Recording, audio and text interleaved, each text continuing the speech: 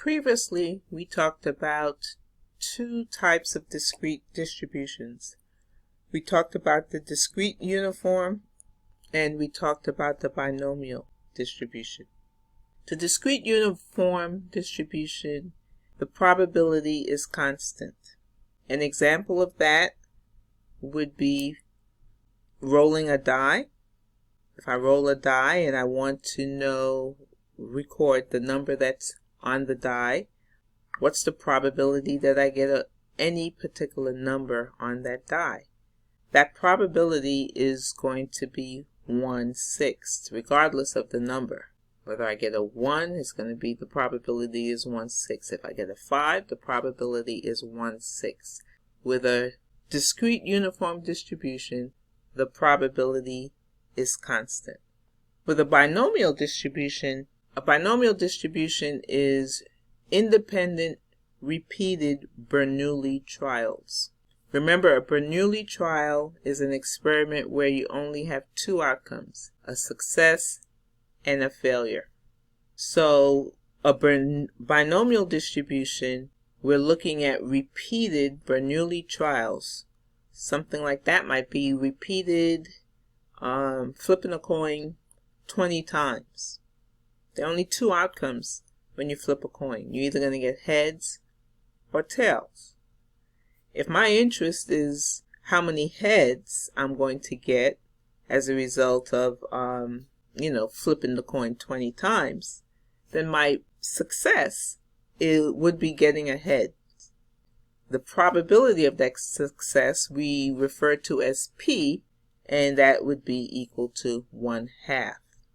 Today we're going to talk about two other distributions. We're going to talk about the geometric distribution and we're going to talk about the Poisson distribution. We'll talk about the geometric distribution first.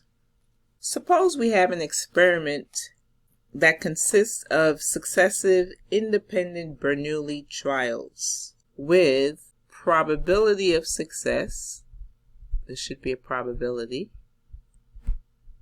of success P, and the random variable X is the number of failures before the first success. So let's think about, what is this saying? You have successive Bernoulli trials. Bernoulli trials, you either have a success or a failure. Those are the only two options that you have. And what we're doing is, it might be flipping a coin until I get the first heads. That would be a geometric distribution, an example of a geometric distribution. So if I flip the coin maybe 3 times and the first 2 times I got tails and the last time I got a heads, I would have flipped the coin. I would have had 2 failures before my first success of getting my first head.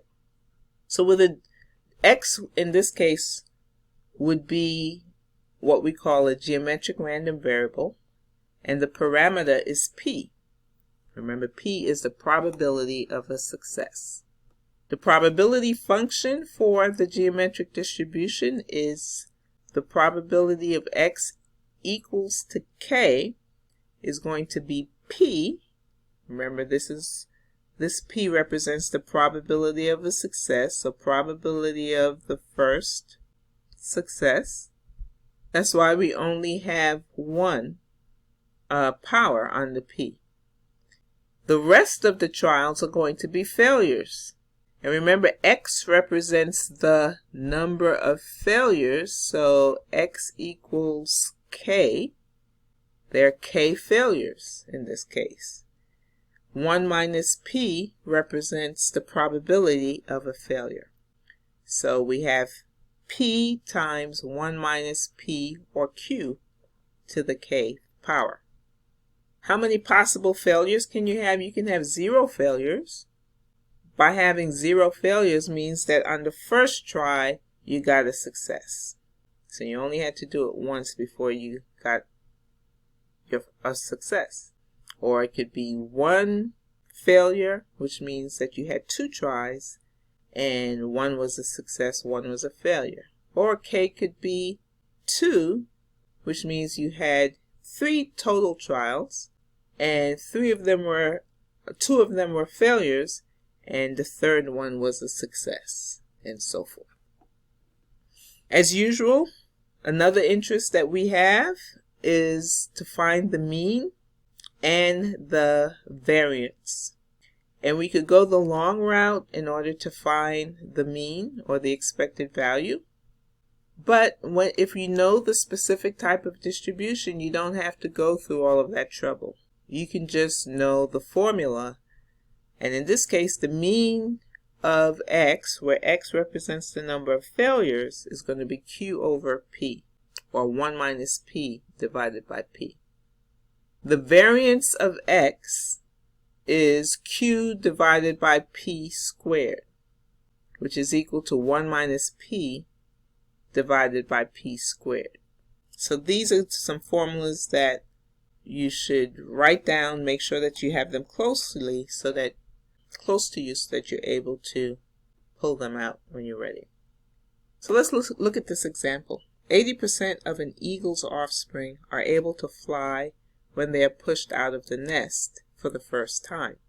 Let D denote the number of chicks that failed to fly prior to a chick having a success. Calculate the probability that D is less than 2, the expected value of D, and the expected value of D squared. So let's look at each of these sentences closely and see what are they saying. So 80% of an eagle's offspring are able to fly when they are pushed out of the nest for the first time. Let D denote the number of chicks that fail to fly prior to having a success flight. So in this case, our success is going to be flying, or the chick flying. So that means the failure is going to be, of course, not flying, or no flight, not flying. The probability of success, it says that 80% of an eagle's offspring are able to fly. So success would be flying or flight. So probability of success is going to be 0.8. Probability of failure is going to be 1 minus q, which is 0.2. So there we have our probability of success and we have our probability of failure. And we know this is a geometric distribution because we're looking for D.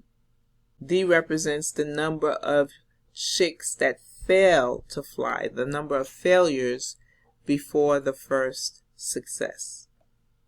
So how do we find the probability that D is less than 2?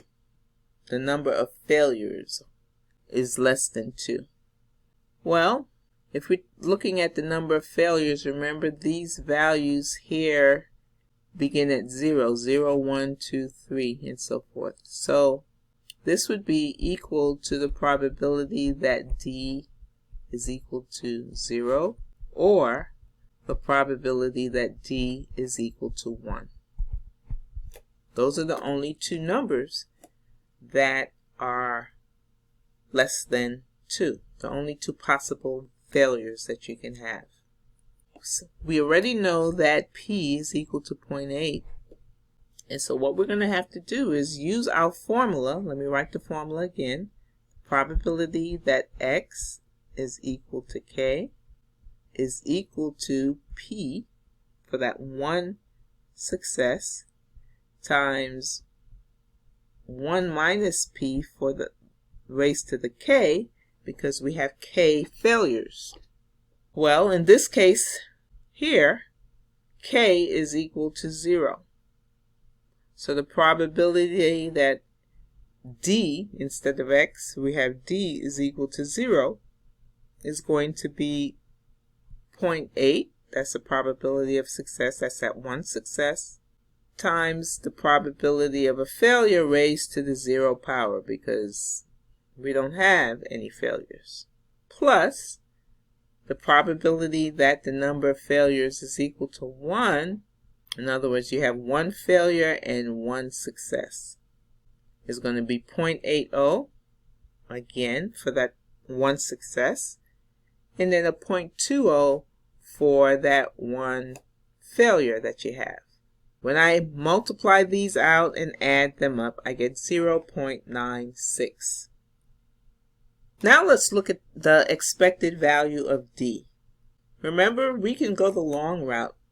Expected value of X, remember, it's going to be X of 1 times the probability of X of 1 plus X of 2 times the probability of X of 2 plus, and you're just going to keep going in that manner until you get to the last one, if it has a last one. Well, that's a long process, and they don't give us enough information for us to go that route here because, well, actually they do, but it would take us a long process because in this case D, we'll start with 0, right, and then multiply it times, we'll have to find that probability using the formula that we just used each time, and the expected value, these X values go to infinity.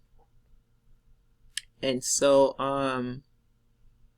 that would just be, a lot of work. You'd have to do some type of series